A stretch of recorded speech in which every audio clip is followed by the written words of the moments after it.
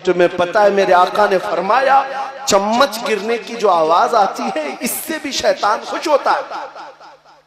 घर के अंदर चम्मच गिरने की आवाज शैतान को वो भी अच्छी है। और जब औरत, इसीलिए बुजुर्ग फरमाया करते जो पायल पहनती है उसमें घुंघरू लगे होते, मना है क्या उसके पायल के घुंघरुओं की आवाज पर शैतान नाचने लगता है।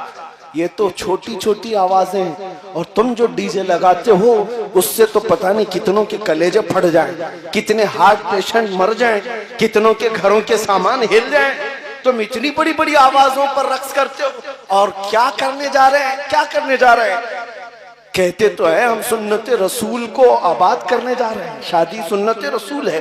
भला ये मुमकिन कैसे है, मेरे नबी की सुन्नत अमल करने जा रहा है हराम तरीके से इब्तिदा।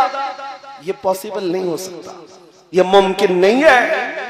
अजीजा ने गिरामी वकार, तुम अगर मुस्तफा करीम सल्लल्लाहु तआला अलैहि वसल्लम के सच्चे मोहब्बत करने वालों में हो, इश्क करने वालों में हो, तो तुम ये तमाम चीजें भूल जाओगे। एक बुजुर्ग ने फरमाया, कितनी प्यारी मिसाल है, कितनी प्यारी मिसाल है। एक यहूदी ने उनसे कहा, उस बुजुर्ग से कहा कि तुम्हारी कितनी जमातें हैं। एक मौलाना ये कहता है, एक मौलाना ये कहता है। यहूदी डिबेट कर रहा था। उन्होंने कहा है इख्तिलाफात है, काम मुझे लाल पसंद है, इनको हरा पसंद है, इनको काला पसंद है, हम में सबकी पसंद अलग अलग है। लेकिन जब हमसे ये कह दिया जाता है रसूलुल्लाह की ये पसंद है, हमारी सारी पसंदें कुर्बान कर देते हैं।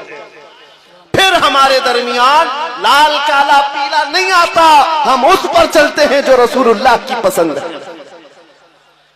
ये उम्मत का खासा होना चाहिए। आज ये फकीर कादरी आपके सामने आकर खड़ा होकर ये अर्ज कर रहा है, मेरे मुस्तफा को कैसा मुआशरा पसंद था, कैसा मुआशरा पसंद था।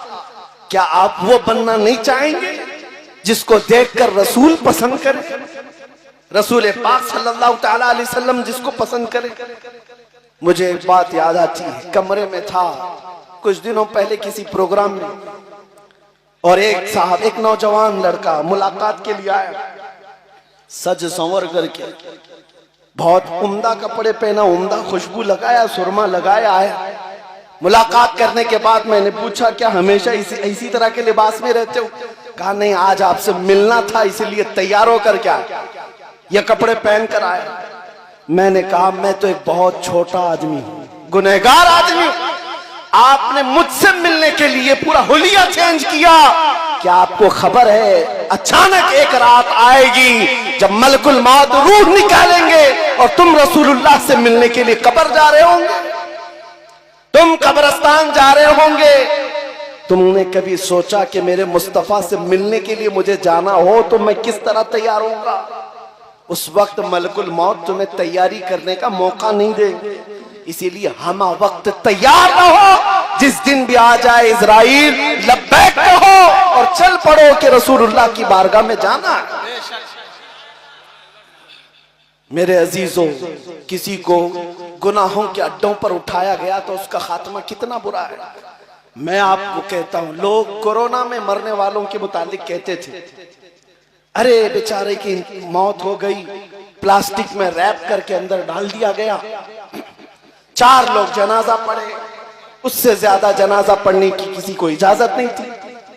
यही हालात थी। लोग इसको ये समझ रहे थे कि शायद ये बुरी मौत है और डर रहे थे। बुरी मौत इसको नहीं कहते, ये फैली हुई वबाई बीमारियों में बड़े बड़े बुजुर्गों का भी इंतकाल हुआ है।